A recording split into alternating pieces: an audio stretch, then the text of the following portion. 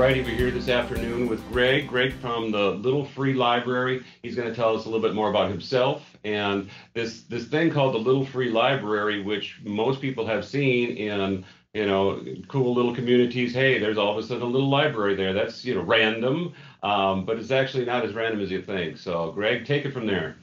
Super. Well, thanks again for the opportunity to chat a little bit about Little Free Library. The organization, we're actually based not far away from you guys, just across the St. Croix River in Hudson, Wisconsin is where our headquarters are. We've been around as an organization for a little over 11 years, and it's kind of an interesting story about how things got started. Todd Bowl was the founder of Little Free Library, who unfortunately passed away a couple of years ago.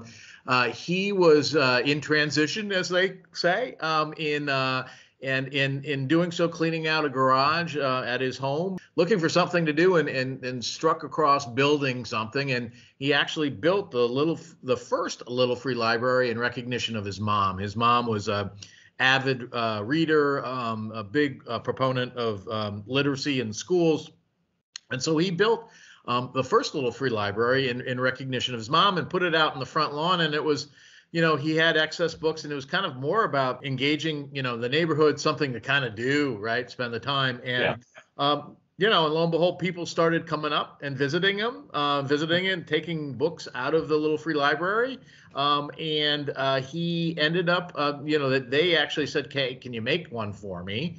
And Todd, being a, good neighbor, said, "Yeah, sure, why not?" And so he built some for neighbors, and kind of recognized or thought he might have a concept, something that would perhaps be a little bit bigger than his neighborhood, and then connected with some folks at the University of Wisconsin-Madison around, social enterprises, and got inspired by another philanthropic endeavor by Andrew Carnegie at the time, who had a goal for setting up and starting libraries across the country. A man with big goals there, yes. Yeah. And so lo and behold, the organization kind of kept growing.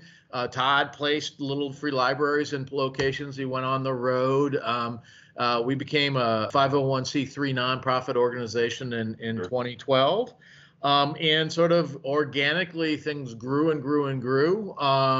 Recognized over time by a number of great institutions, the Library of Congress as an example, or the World Literacy Council.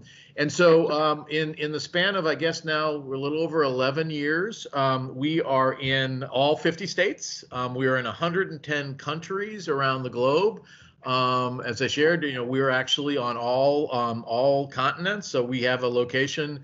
All of them?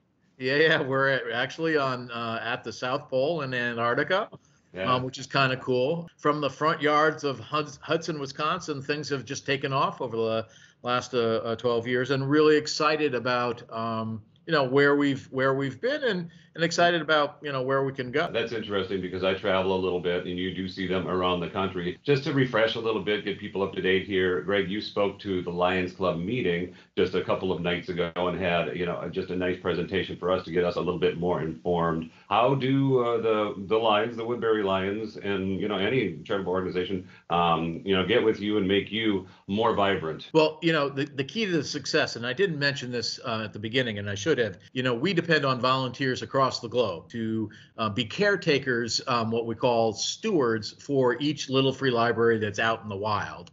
Originally, that typically tended to be, individuals and doing things in their neighborhoods. Sure. More and more as we have grown, we've been dependent on fraternal organizations, other nonprofits, cities and government entities and whatnot to get involved and engage, because it helps support some of their initiatives. Sure. Around getting better and closer together with communities. And one of the ways that Lions Club can help out is twofold, really.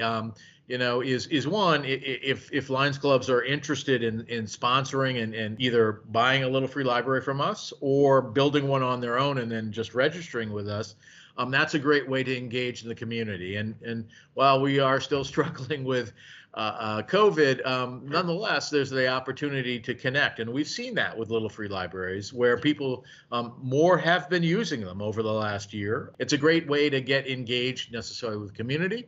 Other ways to doing that in some instances would be, you can do book drives and then support existing Little Free Libraries that are in your community.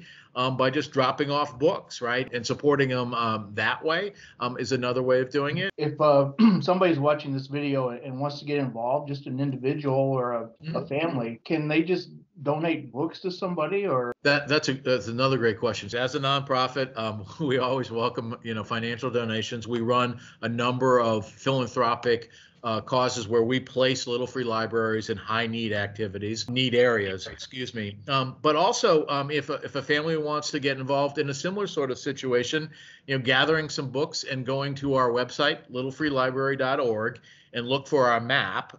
And then you can find all of the Little Free Libraries that are registered near you. Go and drop off books in that Little Free Library if you like to support one that way.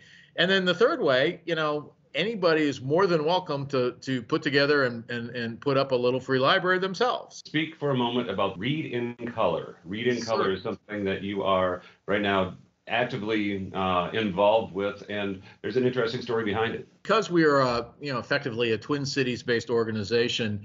When the social unrest unfolded after George Floyd's murder, we really felt there was a need that we should do something, right, to help the community heal, help people grow an understanding and empathy. So we came up with this program called Read in Color, and what it is all about essentially is it's about sharing books from diverse voices. And too often we can get in our own little bubble in this country. We feel that there's always an opportunity to learn through reading, and there's this concept called mirrors and windows.